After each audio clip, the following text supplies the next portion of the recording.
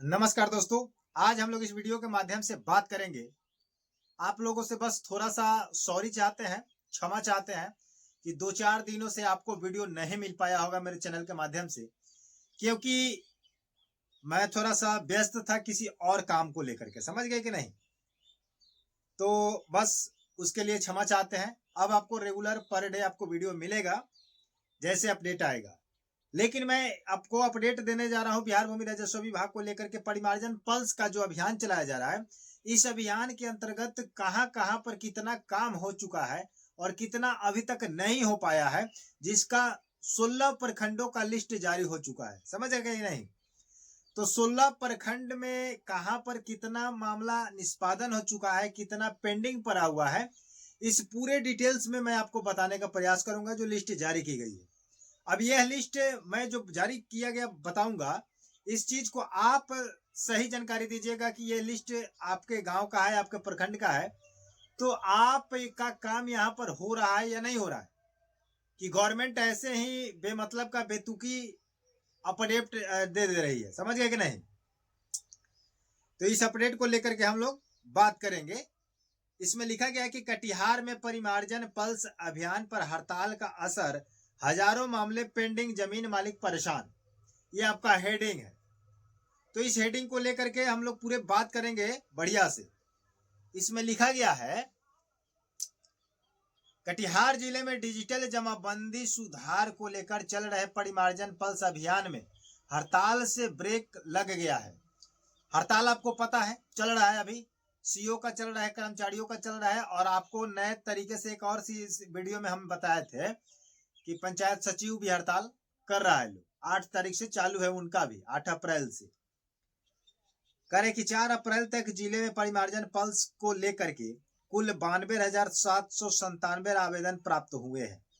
4 अप्रैल से लेकर के कल तक 92,797, लगभग अगर कहा जाए तो परिमार्जन पल्स का काम का आवेदन 1 लाख अगर कहा जाए तो मतलब आ चुका है।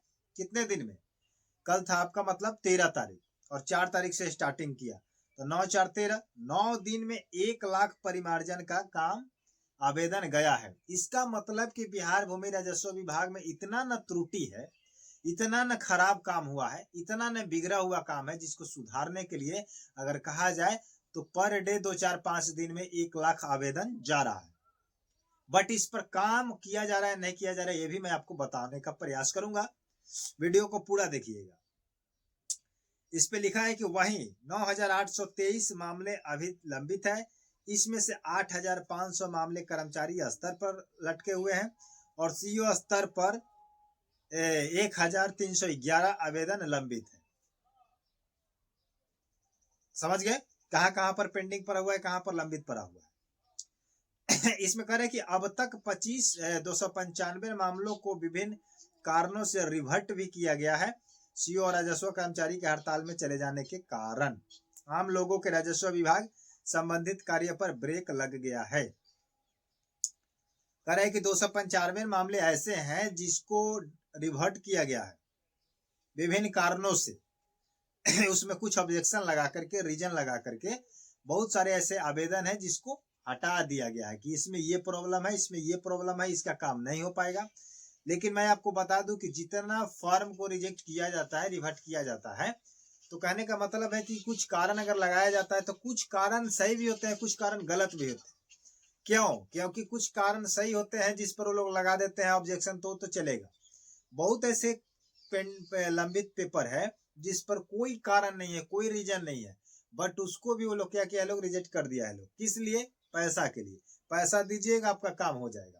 क्योंकि मैं आपको बताता हूं कि देखिए, कब मोटेशन के लिए जब आवेदन दीजिएगा तो वही मोटेशन के लिए वो लोग रिजेक्ट करता है और कारण लिखता है कि इस कारण से ये नहीं हो रहा है, नहीं होगा। लेकिन जैसे अगला आवेदन दिया जाता है या उसी आवेदन पर पैसा जब थमाया जाता है तो वो मोटेशन हो जाता है। तो कहने का मतलब है कि कुछ रीजन पैसों के लिए लगाया जाता है और कुछ रीजन 100% होती भी है। समझ गए कि नहीं? आगे मैं आपको बताने का प्रयास कर रहा हूं। लिखा गया कि समय पर कार्य नहीं होने से लोगों का अन्य जरूरी कार्य नहीं हो पा रहे हैं।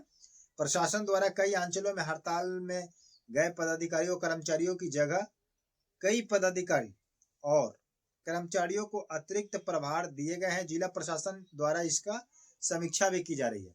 कहने का मतलब है कि जब से हड़ताल ये शुरू हुआ है, स्ट्राइक शुरू हुआ है, धरना पर लोग गए हुए हैं, उस समय से दूसरे पदाधिकारी को डबल काम दे करके, डबल पदभार दे करके काम कराया जा रहा है, कहा जा रहा है इस अपडेट के मुताबिक। हालांकि बहुत जगह से कमेंट आता है कि कहीं पर कुछ हो नहीं रहा है। देखिए, पिछले वीडियो में सीओ साहब के हड़ताल जाने पर वीडियो साहब का पद दिया गया और कर्मचारी को जाने के बाद पंचायत सचिव को दिया गया, लेकिन कुछ दिन बीता तो पंचायत सचिव हड़ताल पर चले गए। उसमें बताया गया था कि नए लवंडे जो भर्ती हुए हैं वो लोग गए हुए हैं, पुराने लोग नहीं है।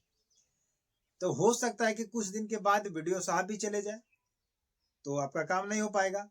लेकिन अब मैं आपको बताने जा रहा हूँ आपके लिस्ट, प्रखंड का लिस्ट आपको मैं बताने जा रहा हूँ, और इस प्रखंड में यहाँ पर कितना आवेदन है, प्राप्त आवेदन, और सीओ स्तर पर कितना है, कर्मचारी स्तर पर कितना है, और निष्पादन कितना हो चुका है, इसका डिटेल मैं आपको देने जा रहा हूं।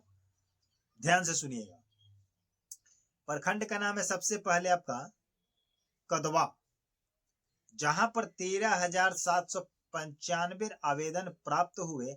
सीओ स्तर पर 215 लटके हुए हैं और कर्मचारी स्तर पर 1212 लटके हुए हैं, और निष्पादन किया गया है 12,366। समझ गए। अहमदाबाद में है आपका 8,545 आवेदन, जिसमें सीओ स्तर से 176 पेंडिंग है और कर्मचारी स्तर पर 679 पेंडिंग है। काम किया गया है 7,683 काम किया गया है। आजम नगर की बात करें तो 5,831 आवेदन आए हुए हैं। सीओ स्तर पर आपका 31 लंबित है और 876 कर्मचारी पर है। और अगर कहा जाए निष्पादन का, तो निष्पादन में आपका है 4,896 निष्पादन हो चुका है। ये जो मैं डेटा पढ़ रहा हूं वो डेटा मैं स्क्रीनशॉट पर लगा दूंगा, आप लोग आसानी से देख लीजिएगा। बलरामपुर में आपका आवेदन है 10,443, जिसमें से निष्पादन अभी हुआ है 9,674।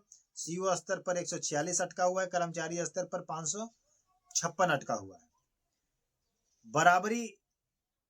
बराबरी लिखा हुआ है इसमें, ठीक है। यहाँ पर इस प्रखंड में लिखा है कि 9,754 आवेदन आए हुए हैं, जिसमें से सीओ स्तर पर 106 है और कर्मचारी स्तर पर 778 है, और निष्पादन हो चुका है 8,869। उसके बाद लिखा गया है बारसोई में 7,106 आवेदन आ चुका है। 268 आपका सीओ स्तर पर है, 1,462 कर्मचारी स्तर पर है और 5,334 निष्पादन हो चुका है। डंडखोड़ा में कहा जाए तो 2,872 आवेदन आ चुके हैं, जिसमें से 11 सीओ स्तर पर है और 260 कर्मचारी स्तर पर है और 2,595 निष्पादन हो चुके हैं। फलका में अगर बात करते हैं तो 2,329 आवेदन आए हुए हैं, जहां पर 36 सीओ स्तर पर लटका हुआ है, 431 कर्मचारी स्तर पर लटका हुआ है और 1,802 निष्पादन हो चुका है। हसनगंज की बात करें तो 1,248 आवेदन आए हुए हैं, जिसमें से दो आवेदन सीओ स्तर पर पेंडिंग है और 142 कर्मचारी स्तर पर पेंडिंग है और 1,104 निष्पादन हो चुका है। कटिहार की अगर बात करें तो 5,633 आवेदन है, 12 सीओ स्तर पर है और 364 कर्मचारी स्तर पर है और 5,255 निष्पादन हो चुका है। कोढ़ा में बात करें तो 7,435 आवेदन आए हुए हैं, 123 सीओ स्तर पर है और 525 कर्मचारी स्तर पर है और 6,759 निष्पादन हो चुके हैं। कुर्सेला की अगर बात करते हैं तो 858 आवेदन आए, जिसमें से 40 सीओ स्तर पर है और 197 कर्मचारी स्तर पर है और 617 निष्पादन हो चुके हैं। मनिहारी की अगर बात करें तो 4,065 आवेदन आए हुए हैं, 24 आपका सीओ स्तर पर है और 232 कर्मचारी स्तर पर है और 3,734 का निष्पादन किया गया है। मनसाही की अगर बात करें तो 2,654 आवेदन आए हुए हैं, 32 सीओ स्तर पर है और 53 कर्मचारी स्तर पर है और 2520 निष्पादन हो चुके हैं। कुर्सेला की आगे की बात करते हैं, आपको मनसाही से आगे। हाँ, प्राणपुर में है आपका 5398 आवेदन, जिसमें से 61 सीओ पर है और 312 कर्मचारी पर है और 5023 निष्पादन हो चुके हैं। समेली की बात करें तो 4831 आवेदन आ चुके हैं, जहां पर 28 आवेदन सीओ स्तर पर पेंडिंग है और 433 कर्मचारी स्तर पर पेंडिंग है और 4368 निष्पादन हो चुके हैं। तो ये जो डाटा मैं आपको बताया हूं, ये डाटा आप लोग खुद स्वयं बता सकते हैं कि जिस प्रखंड का मैं नाम लिया हूं, ये प्रखंड में इतना काम हो रहा है या नहीं हुआ।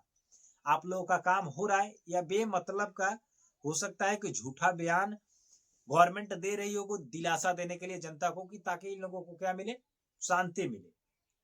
तो इस चीज को क्लियर आप लोग कमेंट सेक्शन में जरूर कीजिएगा। चैनल को सब्सक्राइब नहीं किए होंगे तो सब्सक्राइब करके और वीडियो को लाइक कर दीजिएगा, ताकि हमें मोटिवेशन मिले।